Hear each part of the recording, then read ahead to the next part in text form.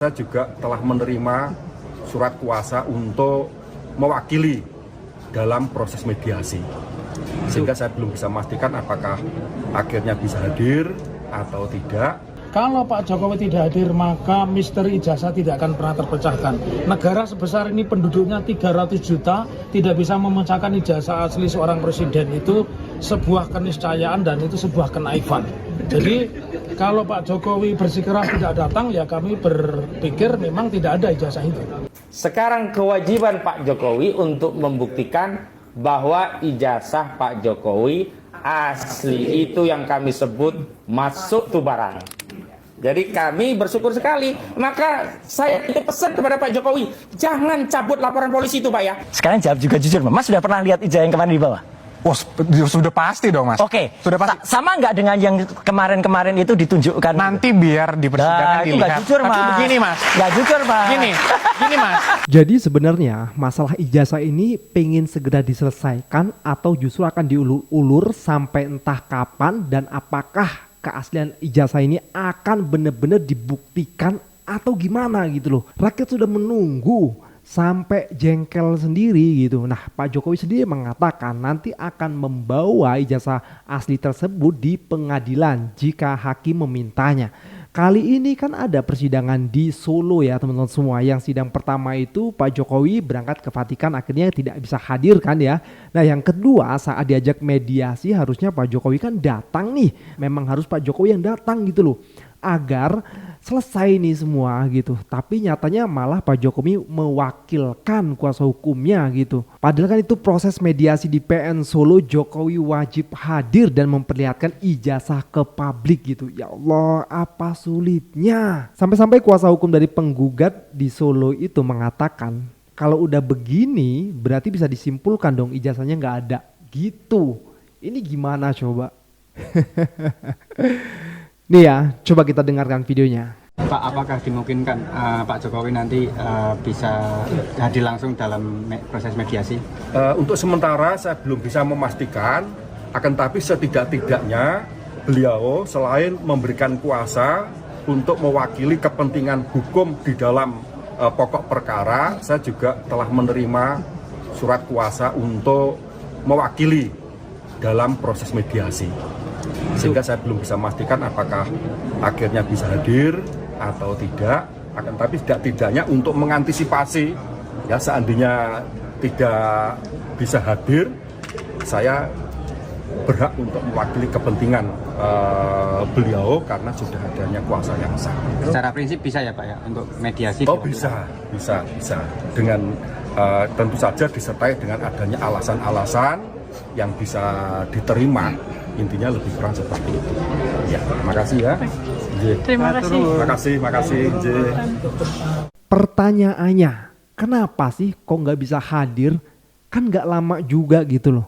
Lagian juga kan sudah menjadi rakyat biasa yang dimana ya udah nggak ada tugas-tugas penting lagi kan gitu. Nah, yang seharusnya mumpung momen ini masih rame banget ya kan dipertanyakan oleh banyak rakyat Indonesia, yang seharusnya ya dipentingin dulu lah sehari gitu hadir gitu untuk mediasi membawa ijazah aslinya kan gitu.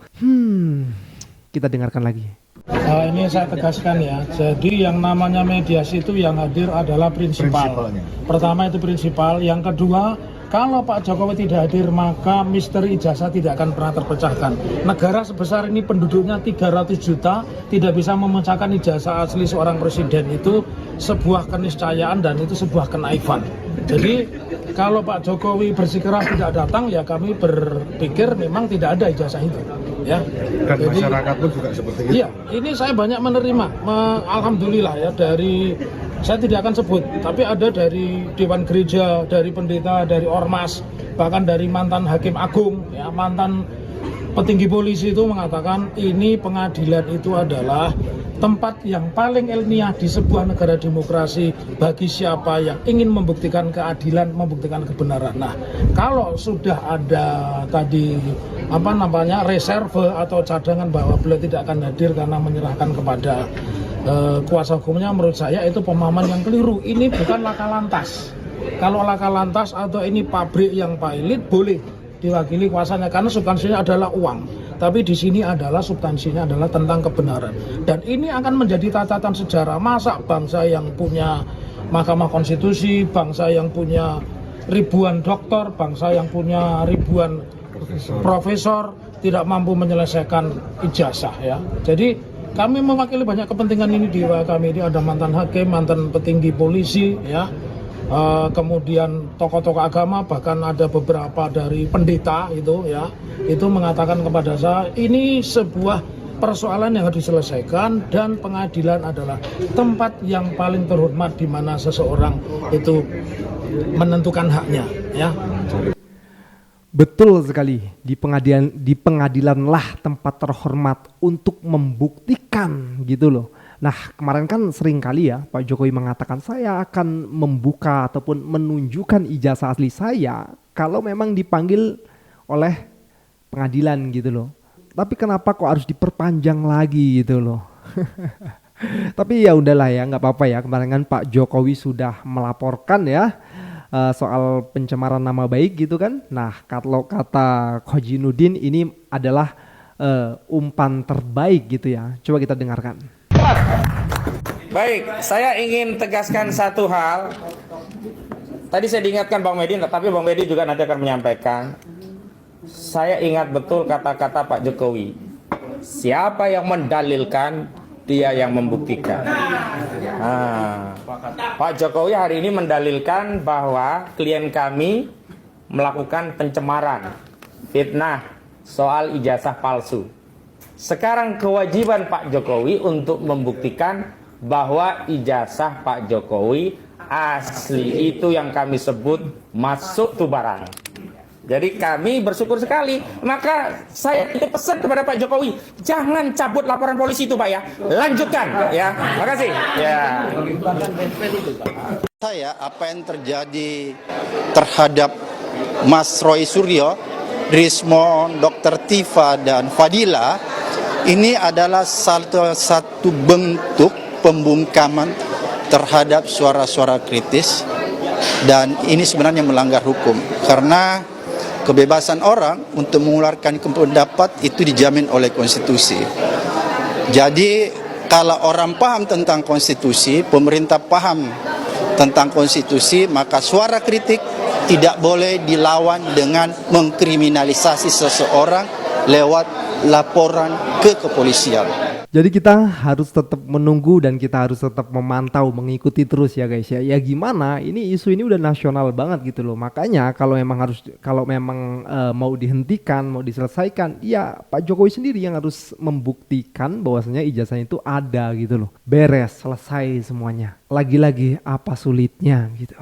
Oke teman-teman semua, ini juga nanti ada perdebatan ya antara Bung Roy Suryo dan juga kuasa hukum dari Pak Joko Widodo. Kita lihat videonya. Wih, mantan presiden ke-7 Indonesia itu masih ada kata-kata hak asasi manusia ya? Tidak mau mengeluarkan ijazah aslinya karena hak asasi manusia. Pak, jenengan sadar enggak kalau hak asasi manusia itu sudah jenengan gilas ya? Contohnya orang pribadi itu tentang kesehatan itu mau berobat sendiri, itu kan hak asasi manusia. Tapi kenapa jenengan paksa setiap manusia harus masuk BPJS, syarat sertifikat harus BPJS? Apakah seperti itu menghargai hak asasi manusia Pak jenengan? Ini mohon maaf loh ya, kalau jenengan bicara hak asasi manusia, hak asasi manusia jenengan dari rampas semuanya ya. BPJS, wong kita tuh sakit mau berobat sendiri bisa ya, tapi dipaksa kalau tidak bisa BPJS, tidak ada sertifikat, tidak bisa diproses. Loh, lucu kan? SIM juga gitu, kalau nggak ada BPJS ya. Saat kepemimpinanmu Pak, kok sekarang jenengan setelah pensiun kok bicara hak asasi manusia itu loh. Jangan lucu nih Rampol, lucu. Tapi uniknya para pendukung Jokowi ini juga nggak kalah rame. Narasi mereka apa coba? Buat apa sih ribut-ribut soal ijazah? Fokus aja, bangun masa depan. Nah, Saya mencermati pemikiran dari para pendukung Jokowi ini, itu ada hal yang berbeda. Adalah pola pikir yang menarik itu apa? Dia lebih suka mikir ke depan. Bayangkan, saat mendapati lampu taman yang pecah, solusinya apa? Gampang, ganti aja lampu yang pecah. Tapi untuk menangkap yang memecahkan, ntar aja lah, males, ribet. Kemudian ketika negara defisit karena belanja yang ugal-ugalan dan berujung korupsi, maka presiden juga akan berpesan pada para koruptor itu, kembalikan aja duitnya, kalau malu serahin diam-diam, lalu minta maaf, close, selesai. Dan saat koruptor itu ditangkap dan mengembalikan kerugian negara, presiden nanti akan ngomong, buat apa dihukum? Kasihan kan anak istrinya. Coba, hal semacam ini mindset apa coba? Manusia Indonesia memang sepertinya hanya diprogram untuk bergerak maju. Tidak boleh nengok ke belakang. Dan kebiasaan ini akhirnya dicontoh hingga level yang paling bawah. Ya, ada tuh alasannya apa? Mas Roy, saya izin nanya, mohon dijawab dengan jujur. Oh iya. Mas kan tadi bilang bahwa Mas itu sarjana UGM. Katakanlah ijazah Mas hilang. Ya. Walaupun punya Pak Jokowi ada, saya andaikan punya Mas Roy hilang, kemudian butuh untuk apply kerja atau mau mendaftarkan ke KPU. Ya. Kemana Mas Roy pergi untuk meminta legalisir? Ke UGM. Dan UGM. Ya. Oke. Dan UGM mengeluarkan bukan ijazah yang sama dengan kita lulus dulu loh. Oke. Ini yang penting. Iya, tapi Anda berarti ke surat UGM keterangan. ya? Oh iya. Oh iya, berarti mempercayakan UGM sebagai yang mengeluarkan. Karena saya lulusan sana asli, Mas. Oke, berarti clear. Berarti Pak Jokowi kemarin sudah diberikan verifikasi oleh UGM. Ya berarti kalau Anda konsisten ya clear. Oke. UGM sudah memberikan statement. Nanti bisa dilihat, Mas. Apakah ijazahnya Pak Jokowi yang katanya tidak pernah diserahkan kepada orang lain itu sama dengan yang beredar? Sekarang jawab juga jujur, Mas. Sudah pernah lihat ijazah yang kemarin di bawah? Oh, sudah pasti dong, Mas. Oke. Sudah pasti. Sama nggak dengan yang kemarin-kemarin itu ditunjukkan? Nanti biar di persidangan itu dilihat. nggak jujur, Mas. Tapi begini, Mas. Nggak jujur, Mas. Gini, Mas. Karena saya tidak mau melampaui otoritas juga. Jadi kalau ada seorang ahli yang mengatakan bahwa saya sudah menganalisa ada dokumen saya ambil dari online, saya analisa kiri kanan, ini sama sekali bukan online. Dari mana, Mas? Yang ijazah Mas ambil? Ijazahnya adalah memang kan ijazah kita pastikan dari ketika skripsinya itu tidak benar. Ya ijazahnya pasti tidak Mas benar. kan menganalisa ijazah. Ada katanya fotonya tidak sesuai dengan itu dari mana source-nya? Yang menuliskan dia, katanya dia mendapatkan langsung dari Pak Jokowi. Oke, tapi apakah boleh sebagai seorang ahli? Mas kan seorang ahli, sering di persidangan kan? Ya. Boleh nggak source of Kita harus dokumennya percaya. Nggak, boleh nggak source of dokumen yang dianalisa seorang ahli forensik itu bukan berasal dari dokumen asli? Makanya kita tunggu. Menganalisa kopi. Boleh nggak? Makanya nanti kita tunggu. Kita tunggu kalau Mas punya yang asli, ya kita bandingkan. Kalau itu ternyata yang kemarin dianalisis juga oleh saya dan Dr. Respon itu tidak benar, orang itu yang pernah memposting dan katanya asli itu, katanya dia dapat dari Pak Jokowi itu penyebar hoaxnya dia. Tapi yang menganalisa seakan-akan itu palsu siapa, Mas? Loh kita karena kalau itu palsu, berarti yang ada disebar oleh hoax itu palsu kan? Oke. Ada yang salah. Saya mau tanya ke Prof. Komar. Kalau dari sisinya Prof. Komar dari akademisi, apa yang disampaikan UGM semestinya klarifikasinya sudah cukup atau tidak sih? Mestinya cukup, tapi kalau ada keraguan, ada fakta-fakta, ya jelaskan aja sampai patah. Jadi silahkan Anda menggugat, tapi Anda harus siap dipatahkan kalau memang ada bukti yang menangkan. Dan saya berharap bahwa pengadilan bukan pengadilan ya, proses apa di penyidikan, Prof? Penyidikan. Yang di polisi penyidikan. Nanti terus persidangan. Sekarang. Ya. Oh, peradilan Ya. Saya berharap nanti terbuka seperti ini. Nah, setuju. Sehingga rakyat itu melihat pendidikan dan selesai. Ya. Jadi jangan di belakang tembok deh. Ya. Saya ingin nanti polisi, pengadilan, hakim semua, bahkan kalau perlu guru besar UGM, wali amanah menyaksikan biar selesai urusannya. Setuju. Satu lagi, Mbak Friska. Yang menarik gini, nggak boleh dilupakan. Ketika sudah ada klarifikasi dari sekarang pejabat di UGM, mantan rektor UGM, Prof. Sofyan Effendi pun meragukan itu. Dan ada seorang mantan rektor yang lain memeluk saya dan mengatakan, Mas, itu juga saya tahu kalau itu nggak benar. Oke.